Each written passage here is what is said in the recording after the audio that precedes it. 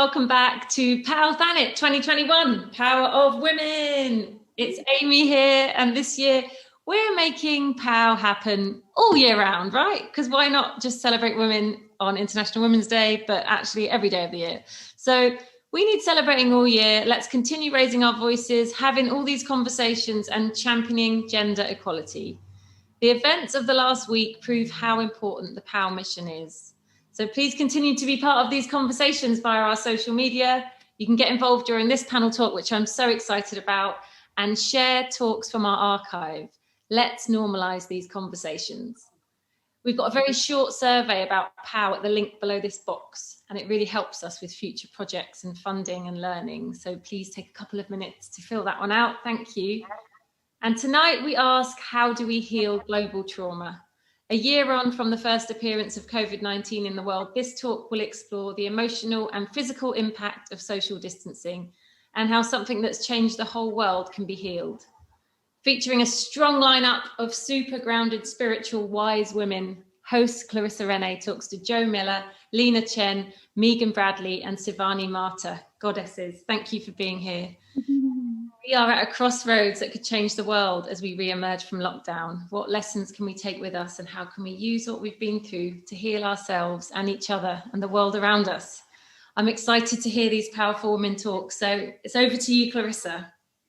Hey, thank you, Amy. Thank you so much. Hello, guys, and welcome to my beautiful team of beautiful women discussing how we heal global trauma. This is a big one, and I'm so delighted to be part of this. Global trauma, we've seen it manifest itself in so many different ways, and so many people around the world affected by it in terms of health. We're dealing with death, we're dealing with domestic violence, child abuse, so many different issues, racism, and everything in the mix as a result of social distancing and this horrible pandemic. So I'd like to start first by asking my beautiful panel how it has affected us, how it has affected you as well as your clients, because I think it's so important as practitioners and healers and light workers to also discuss the fact that even though we are practitioners and healers, we also are experiencing these issues as well as our clients and the people around us, and really how that's affected us and them. So Jo, do you want to start? Yeah, I can start. Hey,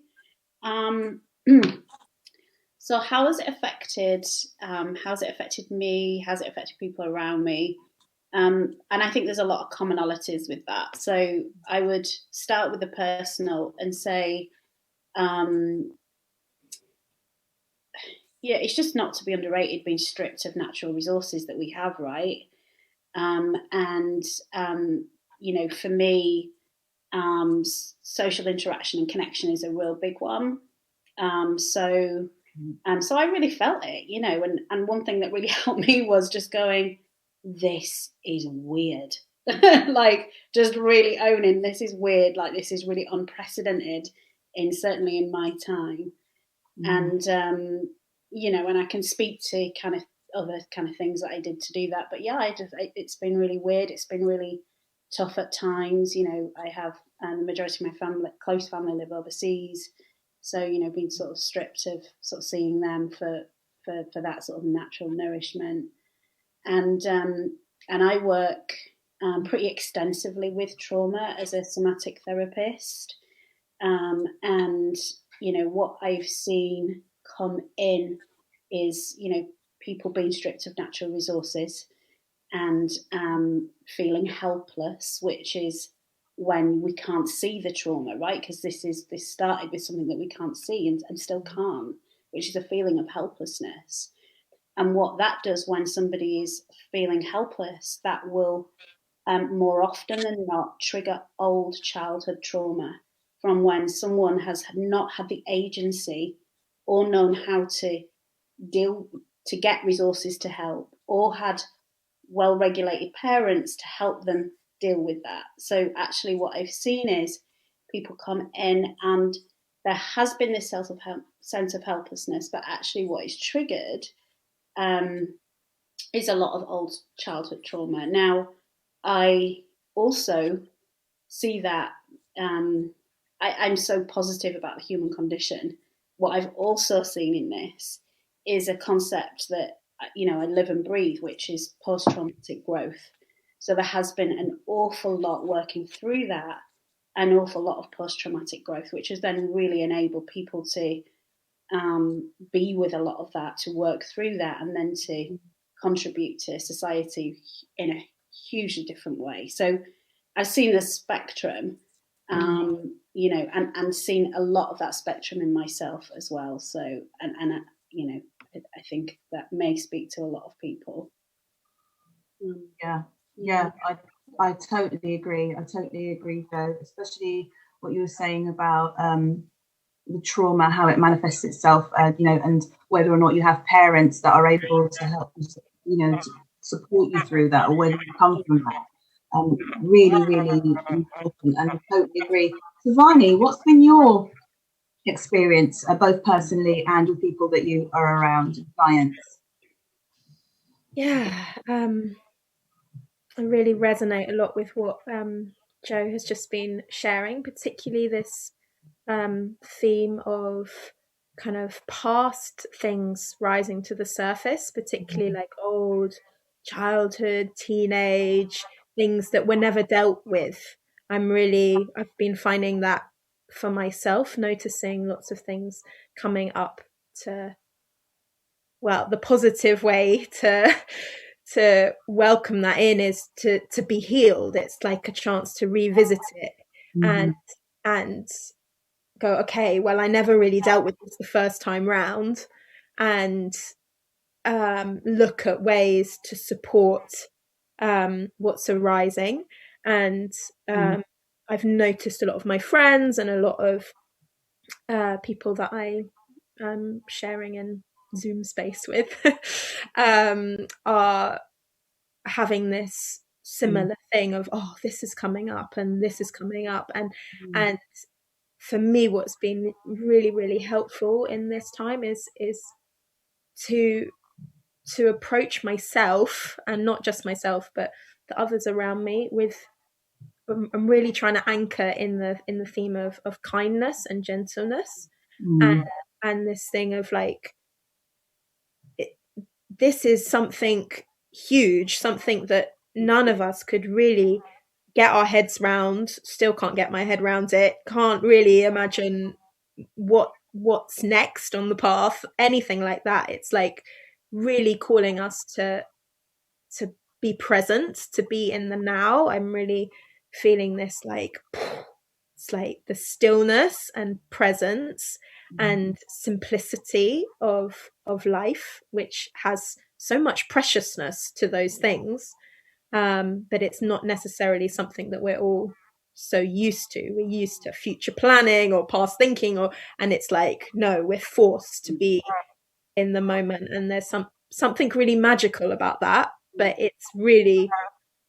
it can also be really fierce, and you're forced to perhaps deal with not only the trauma that is happening as a result of what's now, but what's arising to the surface, because we're actually having the chance to be still and listen to ourselves. And so what's really present is this, like, how do I bring sweetness to my inner gaze and to my outer gaze? How do I respect everyone's boundaries, everyone's different ways of dealing with this and responding to this? It's like, that's the big theme for me, like respect and gentleness. Yeah, I hear that. I love what you said about anchoring in kindness. You know, that's something that is so needed. And also, a lot of people don't know how to do that. You know, it's learning these things. You know, you talk about being in the present. A lot of people don't know how to do that, but literally don't know how to do that in itself is triggering and causing trauma, because, you know, they don't want to be dealing with past issues. They don't want that, you know, and we're forced in this social distancing lockdown, we're forced to put our gaze onto things that we never wanted to deal with, like, you know. And so yeah, that is you know, that's a really important point. Lena, what's been your experience? Yeah, hi everyone. Thanks for being Hi. part of this conversation with me. I think that, yeah, a lot of what's been said, I've seen reflected in my own communities as well. Unresolved trauma coming to the surface. But at the same time, I've seen a lot of resilience. And in my work with Heal Her, which specifically supports survivors of sexual violence and gender-based violence, and uses the expressive arts to do so, I think that there are many members of our community who've taken on greater positions of leadership, who want to facilitate opportunities for people to come together, because perhaps, they've come from personal experience of trauma. I certainly have.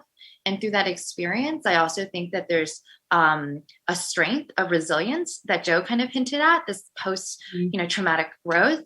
And so, when you have had something so serious interrupt your life in the past, when a pandemic hits or when some other kind of social crisis hits, perhaps there are coping mechanisms that trauma survivors have adopted. And I don't want to romanticize it because, it's, some of these experiences I, of course, wouldn't wish upon anyone. But I do think that what it means is that sometimes it's the people who've been through the most pain, the most suffering, who are in these moments actually able to act as those anchors, those pillars of strength for their community. And I've really seen Heal Her and our global network of artists and therapists and facilitators step up to the challenge. And it's been very, rejuvenating and inspiring for me personally.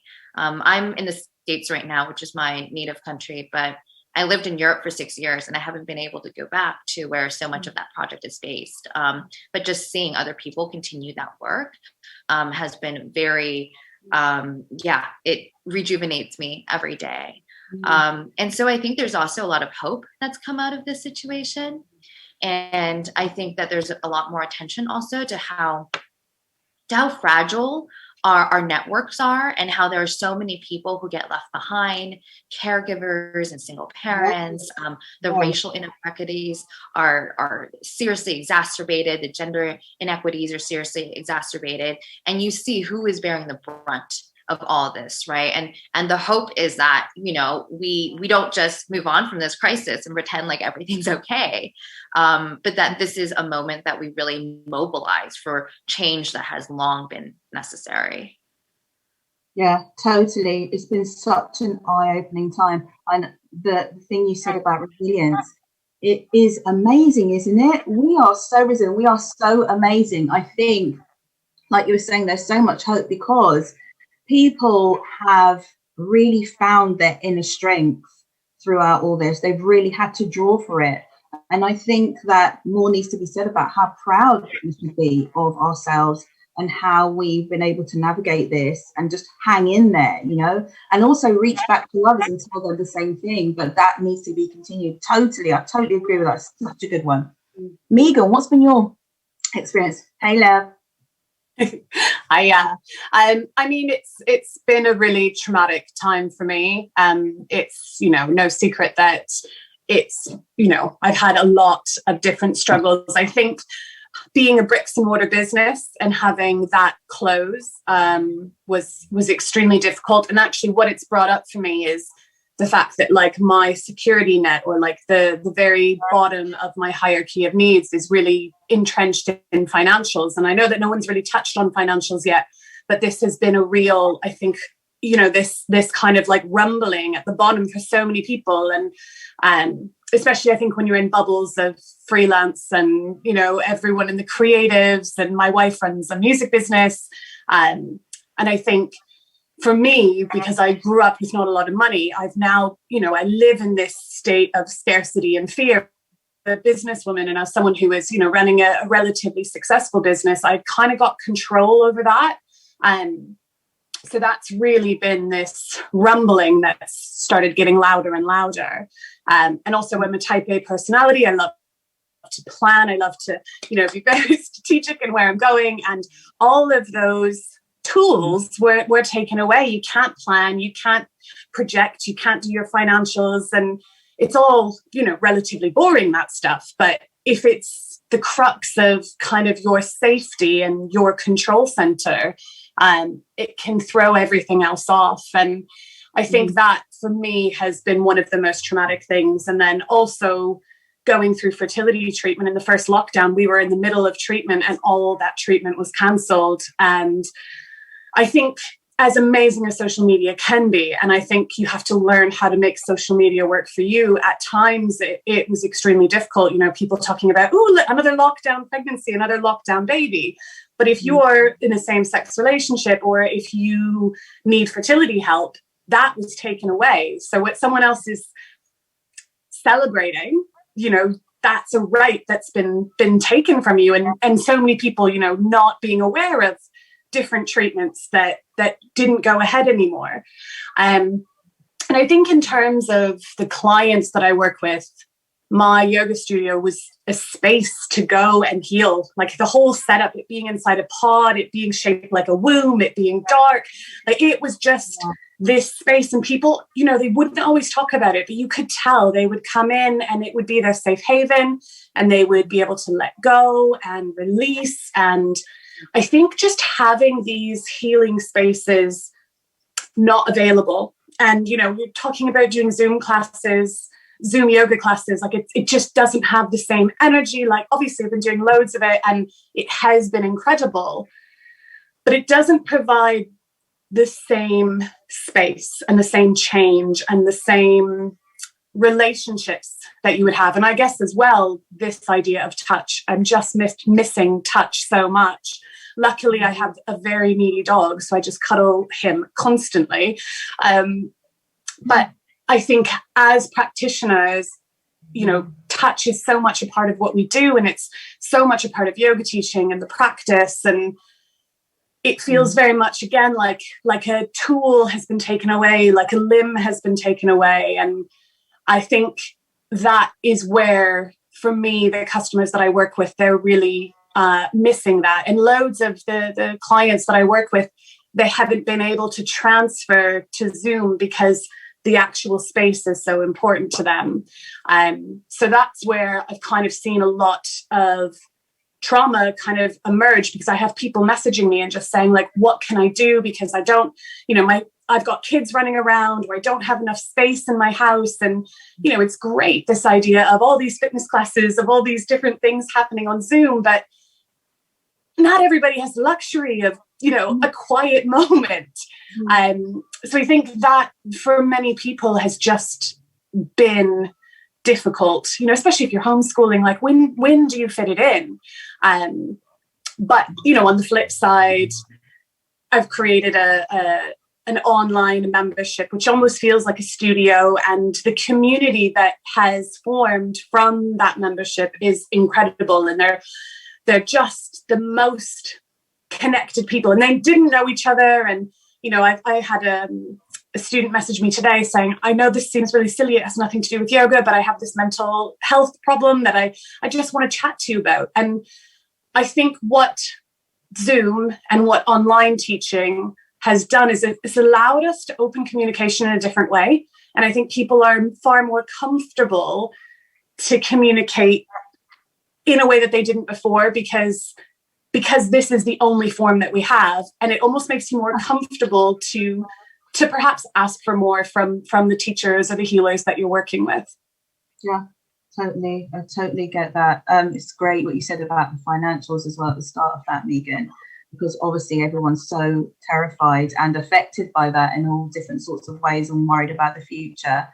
And as we're saying, the trauma is so widespread, you know, and Joe, like you were saying before, that sometimes we need to actually inform, you know, people who are in the space with us of yoga, of wellness, of healing, already are aware of how trauma can manifest and are in somewhat more self-aware. But Joe, you were saying that, you know, it's important to actually say and to put out there what we mean when we talk about trauma during this social distancing pandemic. Yeah, I mean, I can speak to that quite a bit. I think there's, you know, our collective understanding of trauma has and the demystification of it and the de-shaming of it has been a seismic shift, an understanding of it over the last kind of 30 to 40 years, which is amazing. But I think there's still some understanding that sometimes, because, and I think this was touched on by Sivana, sometimes it's the bit that we don't want to look at. So there can be a reaction that says, actually, trauma is something else that happens. So I understand it, but it's something that happens to somebody else. And one of the best and simplest ways that I think to define trauma that I've ever been trained is anything that is too much, too fast, too soon, when we don't know how to access the resources to cope with it. And if you think, just granularize that for a moment, too much, too fast, too soon, what that can actually mean is it doesn't necessarily need to be a big T, a big shock trauma that's happened, or a big adverse childhood experience. Actually, the too much bit can be anything that just over time breaches the nervous system. And that can be what I call tiny little cuts. So, for example, the example I use, if kind of like you imagine going home to your partner for 6 months, really excited to tell them about your job or your day. And, for 6 months, you just get a kind of, whatever, actually, eventually that's going to feel too much. I think through the lens of that, I think then we can understand that actually trauma, specifically in this period, when, again, if you take that sentence of cannot access the normal resources, which for a lot of us is being in relation to others that we feel safe with,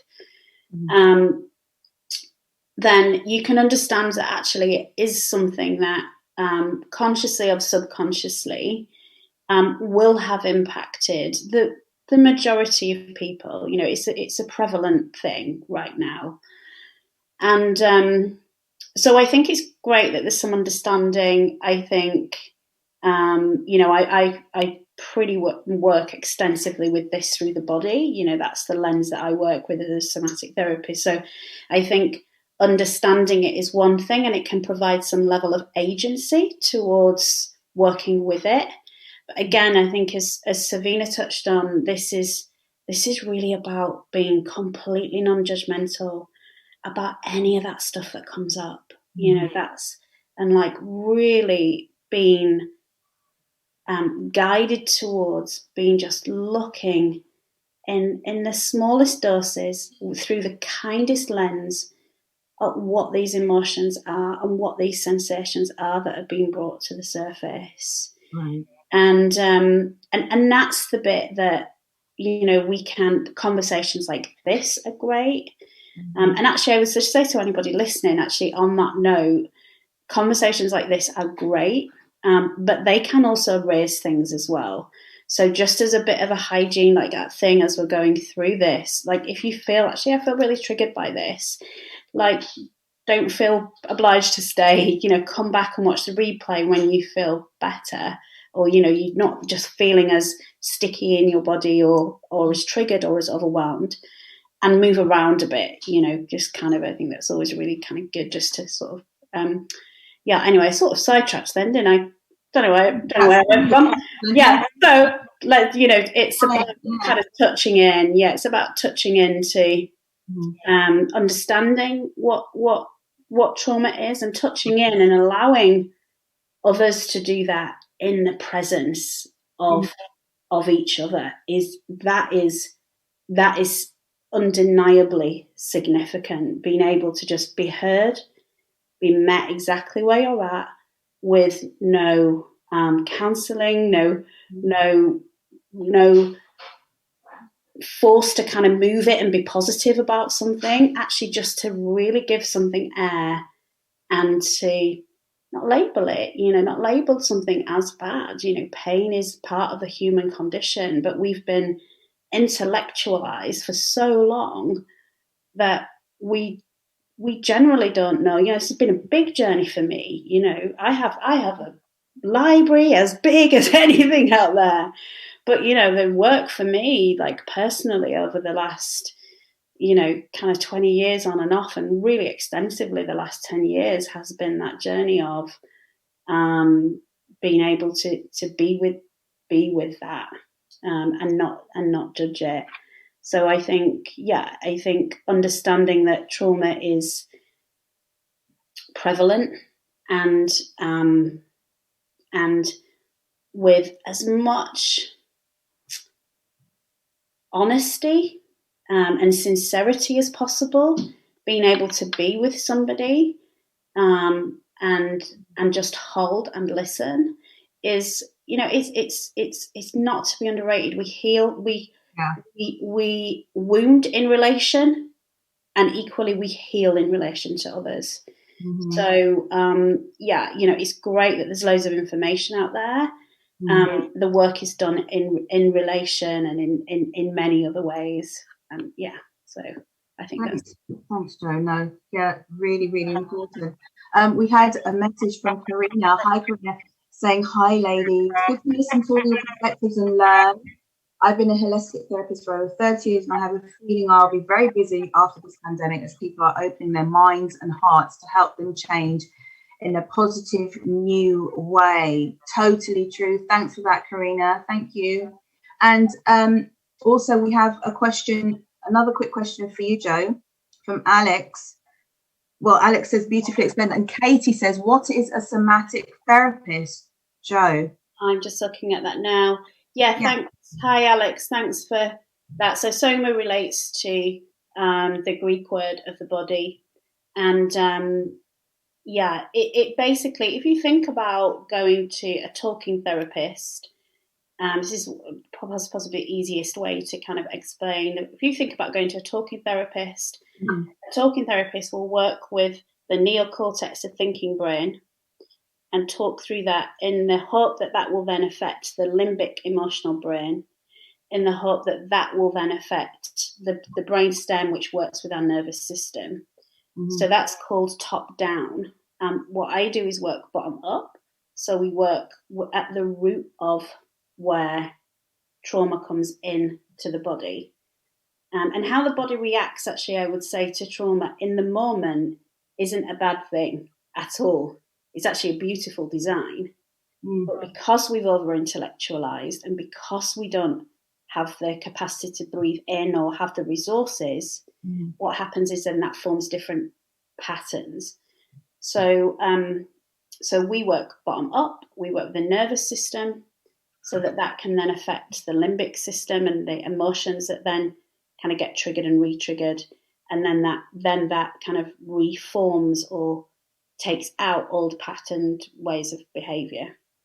And it's it's a relatively, I say this cautiously, it's a relatively new body of work. Actually, a lot of the principles I recognize come from some very old shamanic ways of working.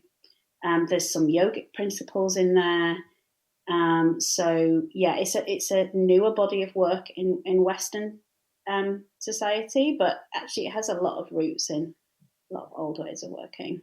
Thank you, Jo. I need some of that, definitely. Carly, hi Carly. Carly saying, feeling your grace, your generosity, your non-judgment, and this is glorious. Thank you, all goddesses, for this soothing and generosity. Thank you, Carly. Love you. Okay, guys. So, how do we heal global trauma? And when I first saw this question, I thought it's such a big one because we're talking globally, but also culturally. Whether, in the UK alone, you have so many different cultures. How do we heal on a global scale, but also culturally makes such a difference? So, for example, myself as a hypnotherapist, I find that hypnotherapy being one of the most the fastest affecting ways of healing. But as we're all from different disciplines, it would be great to hear from you how you feel global, how you heal global trauma, and maybe talk a little bit about what you do and how you've been doing that. So should we start with you, Sivani? Sure. Yeah, and I I really echo that this is like such a big question. Right. And for me, actually, what's needed, because I actually find the bigness of the question quite traumatic in itself, because it's like it's so that it's like you need such a wide perspective to include, like you said, every different culture, every different kind of person, like it's huge, you know, every different experience that everybody has been through. And for me, what is part of my life path, and what really resonates with me is to start small, to start home, to start with myself, to start inwards. And one of the only quotes I know of the Dalai Lama actually is like this thing he says, world peace, I'm paraphrasing, world peace. You can't achieve world peace without first achieving inner peace. And it goes on, but it's like, I feel like the first step towards global trauma is to actually honor and recognize the trauma that's arising for us inside, to nourish ourselves, to find everyday ritual that supports that, whatever that is for you. Like you said, Clarissa, we've all got different healing modalities. I am my personal practice, I work a lot in circles of women, and the healing that comes from sharing in a space, actually something that Joe was saying earlier, I really resonates with this kind of work of just to simply be heard can be so healing. Not like to be, just have someone listen to what's happening and not try and fix you, just to hear it, and that's it, full stop, you know, and to share that. And once you start hearing what other people are going through, there's something about that resonance of knowing that you're not alone in what you're living, even if you're not fixing each other's stuff, you're just like, I hear you. And there's something so healing in knowing that we're all walking this together. And sometimes we forget that when we isolate and we don't talk about what we're living. And so yeah, there's this thing of being in circle and sharing. And the other work I do is a kind of devotional practice. I sing. It's bhakti yoga, the practice of kirtan. It's like to sing from the heart, to connect with creation, with nature through these heart songs. And it's very non-mindy, which I find really helpful. It like takes me out of my bullshit, you know. It's like whatever's going on in your head, it's like you don't think about it, and there's not a particularly cognitive understanding of what happens.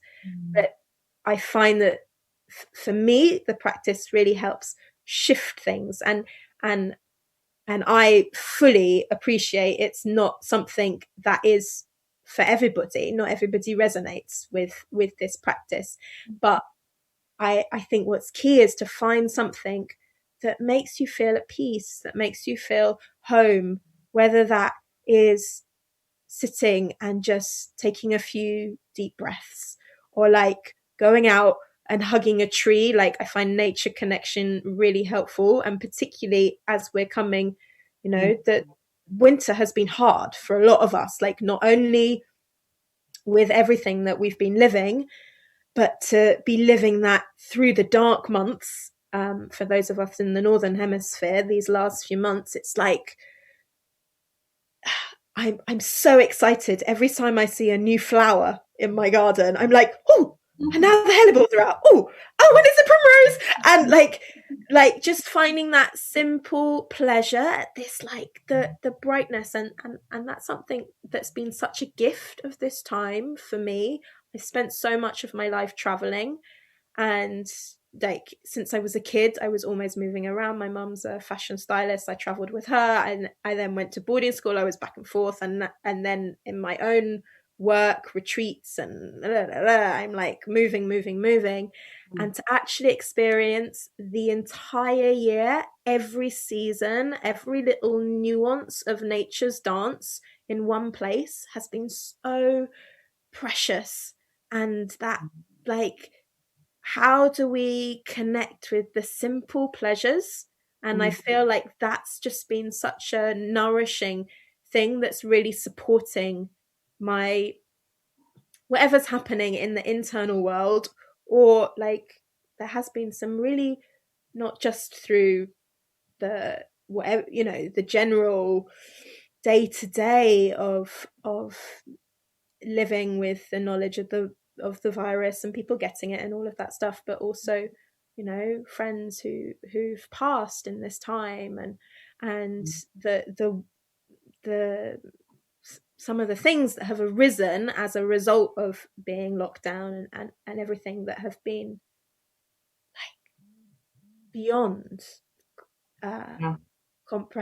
comprehensible. Like they're just such fierce stories that have been arising, and like so much shock at relating to what has happened with some of my friends in this time.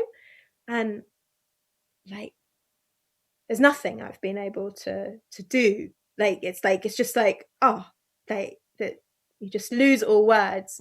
But then it's like, okay, but I can go and like walk outside and oh, the berries are here, and now I'm like just coming back to the simplicity, coming back to the gentleness, and not being so hard on myself when I do fall apart, when I am like crying in a ball on the floor. Like some days are like that, and that's okay. And it's like, yeah, just that, again, that gentleness and kindness and compassionate, and to know my boundaries. And I think this is really important as we negotiate going forward and dance whatever. I'm not into the term going back to normal. It's like there's no going back. We move forward with whatever happens.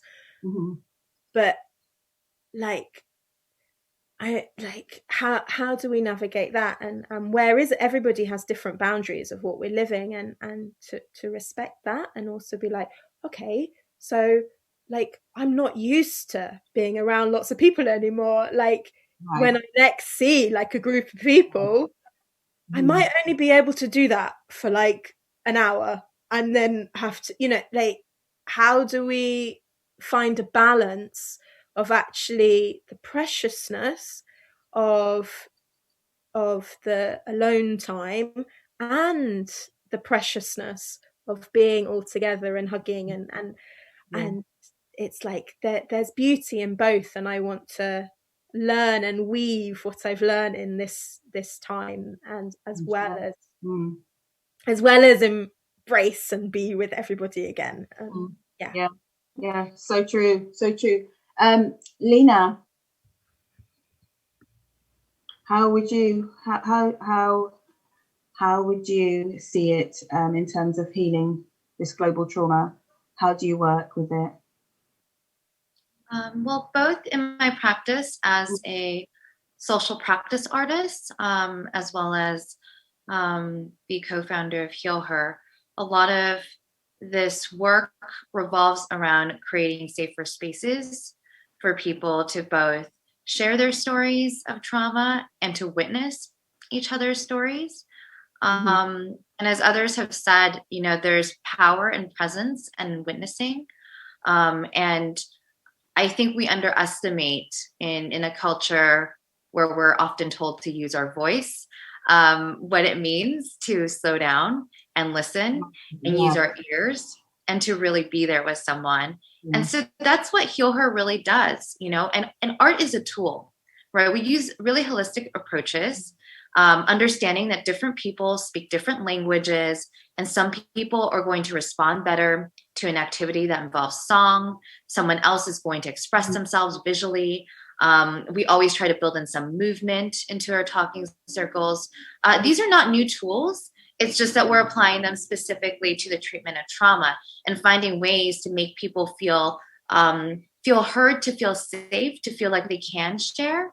And these precious spaces are temporary spaces. We understand that, we do what we can in that moment for each other. And then we have to go back to our own lives, right? And hopefully we've taken some tools with us that are useful and that are valuable. One thing that's obviously been very difficult is that experience of being physically there for someone and, having this instantaneous trust where you're in a room and you can read each other's body language and all of that. That's a bit missing right now, right? So, Heal Her, we were planning our first global facilitators training in March, pretty much like a year ago, when all the lockdown measures came into place. And we've been so looking forward to the chance to be together physically, working with each other's voices and bodies and feeling all of that in the same space. And, we adapted the programming so that we could do it virtually. And in some ways we had to compromise on what our dream vision was. But in other ways, it really enabled people from other places who wouldn't have been able to travel to Berlin to participate. And it helped our community grow. So, there are upsides and downsides to everything. And I think I'm learning through this process that, I don't need to know everything. There's so many things I learn from my collaborators. Heal Her also is specifically about, you don't need to know everything there is to know about, therapy and containment. You don't have to be a professional mental health, and you don't have to be a professional artist. That these are two fields that can learn a lot from each other, and that there are certain tools that each of us use that we can share. And that when we come together in these spaces in a collaboration, we create opportunities for other people to have their trauma shared and witnessed, but also from the people who are facilitating the spaces to learn from each other. And that's been really important. And that learning continues to happen, in whatever format suits the time. But I know that for myself personally, like, as much as I do work in this field, like, I still have to give myself permission to slow down. I need to make sure I'm also dancing and singing and meditating when I'm not just holding space for others, and that I'm doing this in my own life. And so I think that's the number one thing when you're doing this type of work, to give those opportunities for self-care. And maybe you have an accountability buddy where, you're not just accountable for deadlines and productive work, but you're also accountable for making sure that you're tending to your needs and doing what you need to do so that we can do this work over the long term, because it's still going to be necessary more than ever. Totally. I had another question, actually, touching on that, Lena. We may not have time for it. And just quickly, Megan, before we come to you, I just wanted to read out what Karina's also saying. How do you ladies feel that the medical approach to the pandemic and illness and all illness, can they open up to your ancient wise teaching? Sylvia's saying The Body Keeps the Score by Bessel van der Kolk is an amazing book that I'd recommend if anyone is interested in a mind-body connection. So who wants to quickly answer that? Karina's question, how do you ladies feel that the medical approach to the pandemic? And can we open up to ancient wise teachings? Who wants to quickly answer that before Megan?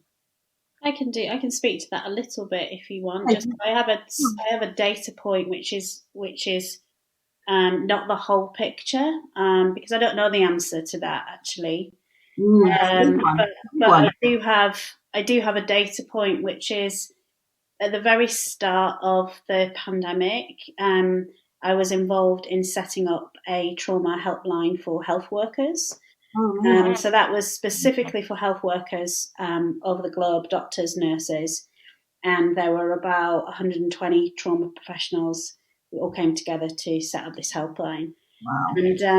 And that was, we had to kind of like show that it was, some neuroscience, but actually a lot of the techniques that they were kind of like short clinics where people could come in.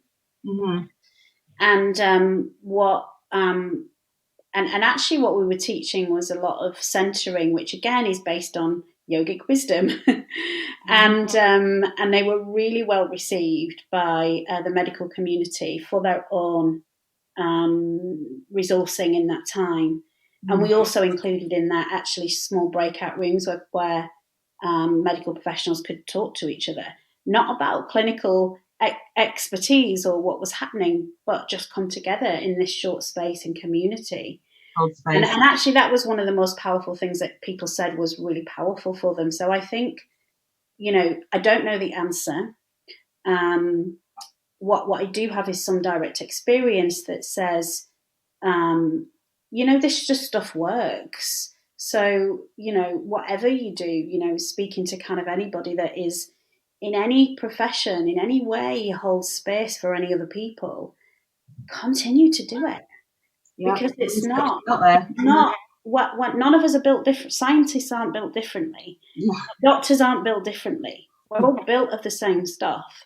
So if we continue to do this and continue to share this work with as many people, then my belief is from that small data point and direct experience that it starts to seep in. Totally. I hope that answers as best as possible. Thank you, Jo. Yeah, I hope that answers your question, Karina. Thank you for that. Thank you, Sylvie. Megan, what's your take on healing global trauma?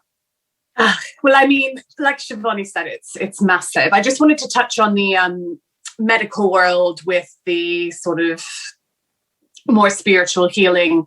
And I don't know if it's ever going to come from the top, that they're going to say yoga and somatic healing and kirtan and all of this is great. Let's put some funding behind it and let's support it. And, I don't know if that's ever going to happen. I can hope, but, it might not be when I'm around. But what I can say, and something that's been incredible during lockdown, is I have now 3 partnerships with osteopaths and physios. And it's about making that connection. And we actually have been doing Zoom calls with the patient, with their osteopath and me. And we've been talking about, okay, this is the physical trauma that they've been having, but then what's the mental, like The Body Keeps the Score. That is such an incredible book.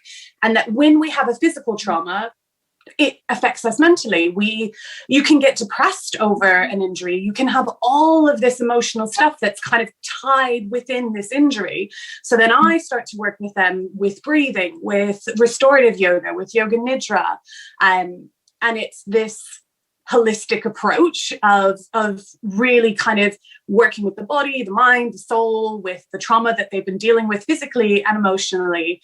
And I think that has been a massive shift and a real kind of eye-opener as well for the client who, goes and does their once a week little physio or osteopath appointment, but then doesn't really take it beyond that. And then they can see how this connects to the yogic practice.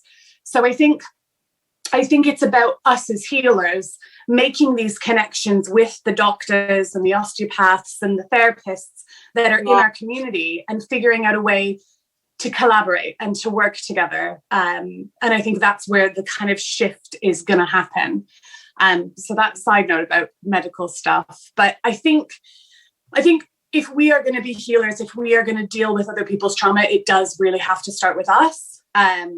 Like Sivani was saying. And I think for myself, one of the ways that I've really dealt with the traumas that have happened to me over the last 12 months is writing about it, is being open about really difficult topics like miscarriage. And I think on maybe not so much a yogic healing of trauma, but the amount of women who I have made connections with and like really, really strong connections with, have spoken to, have found like women that have been in my life forever, but I had no idea that they'd had 1, 2, 3 miscarriages, and that, all the trauma that they were dealing with and how it mirrored so much to the experiences that I've been having. And I think, there are so many different nuances to trauma and so many different experiences, but this idea of not feeling alone. And that's why I started writing about it, because I just felt utterly alone, utterly lost.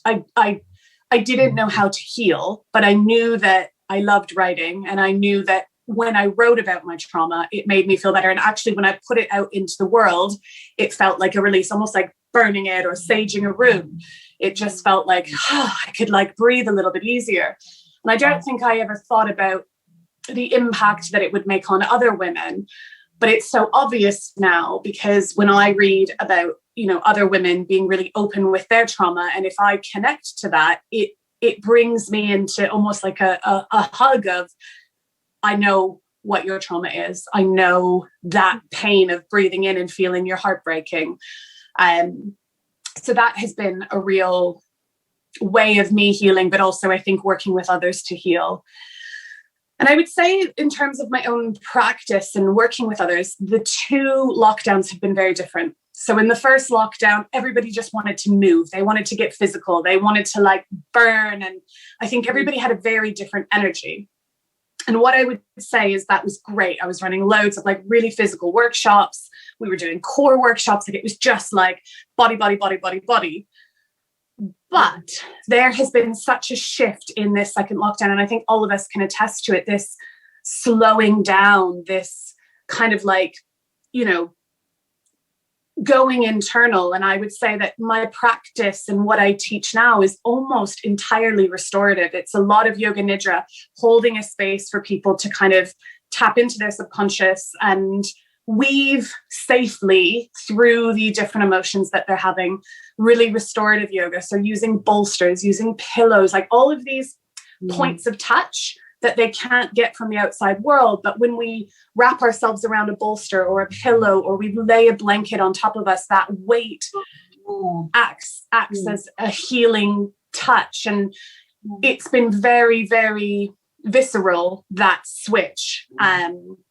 And I think as practitioners, it's again comes down to listening and feeling that energy of the people that you work with. And I think it just has, it's changed me as a practitioner, because it's more intimate, it's more soft. And it's, again, this idea that everyone is on a spectrum. From day dot, everybody has been on a spectrum with the pandemic, with how they're feeling. And I think we need to be able to support that spectrum and support the people that we work with in providing a range of techniques to kind of help deal with all the different traumas that they're dealing with. And right now, that's a lot of stillness and slowness with the people I work with. Yeah, thank you, Megan. You made a point there that I was actually going to make too quickly, just before we end. We've already come to the end of this session, even though we could talk about it for hours, and I love it.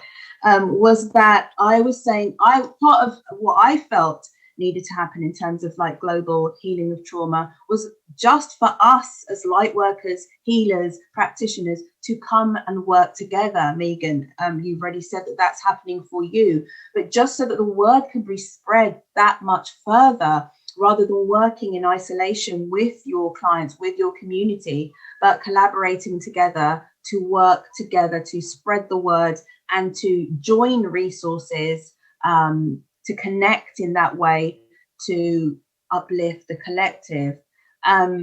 Some really, really great points. Like, I wanted to scribble down so many things, but it's been great talking to you, ladies. Thank you ever so much. I'm going to hand back to Amy now, because we're 5 minutes before the end. I cannot believe it. Does anyone have, before I hand back to Amy, does anyone want to say anything to add, like really quickly? Yeah, can I just kind of just speak to that? How do we heal global trauma very, very quickly? And I think it's really pertinent actually to the space that we're in. And I think, how do we heal it? One, we're not going to come out of this healing global trauma. Actually, I think there's going to be a whole set of different things that we challenges. It's where we pay our attention that counts. Attention is such a prayer. It's such a sacred prayer, and paying attention to the emotions as well as the community and the opportunity that have come out of this, I think will be really important. And the final point that I want to make is that paying attention and that being able to hold the energy of that in the body is a real heart energy. The sacred heart, the real kind of truth of who we are, can hold all of that. And I think women are really well placed to lead the way with that. You know, we understand pain a great deal. So I think in terms of I just really wanted to kind of I felt that was really pertinent to the discussion, and thank you for letting me share. Thank you, Jo. Amy, are you here? We're handing back to you now. Thank you, ladies, so much for participating. So great to be with you all discussing this great topic. And thank you. You've been amazing. You're like such an amazing so much. Like, I wish we could go up and talk now for another hour. I know, right? I don't want it to end. Did anyone else want to say anything just to close? Because I felt like does everyone feel there's been closure? Yeah. Cool, thank you. Because I'm the same, Clarissa. I could talk about this. I feel like we just got here and it's ending. So sorry. But I would really recommend finding all of these practitioners and checking out their work. These conversations have got to keep happening. I'm really moved and grateful to you all. Thank you. It's a massive topic, but powerful things happen when women come together and talk. And we can't do that physically right now. So we work with the tools that we've got. As Lena said, communities can grow from doing things digitally. We covered a lot in this short time. I'm really proud. And I can't thank you enough. Clarissa, always the most amazing host. Thank Sivani, you so much. Oh, you're just the dream. And Sivani, it's so lovely to see you. Megan, I love you. Lena and Jo, thank you for the wisdom and grace that you put into the world and everything you do and the time and energy you gave us tonight. It is a gift to have you join us here at POW, and I'm really happy that this talk can live on our YouTube afterwards so future viewers can relive this conversation. So thank you. I can also vouch for Megan's healing womb-shaped yoga space that I miss so much. I want to get back in your womb. And Sivani's kirtan, so Google her. So most of you watching will know that we've got a panel talk every Monday night in March. So next Monday is Sexual Empowerment with Ruby Rare, and the final Monday is Drag and Feminism with the stars of RuPaul's Drag Race UK. I'm so proud that we started the festival with men and we're ending it with drag queens, because feminism is an intersectional space. It's the only way it's going to work. Yeah. And finally, there's that short survey underneath me here on the top. So it really helps us with future projects and funding and growth. And we need everyone's voice and ideas in the room. So if you can take a couple of minutes to fill out that form and keep following the POW socials as part of the conversation. And thanks again to our speakers tonight. And we'll see you next week. Thank you. I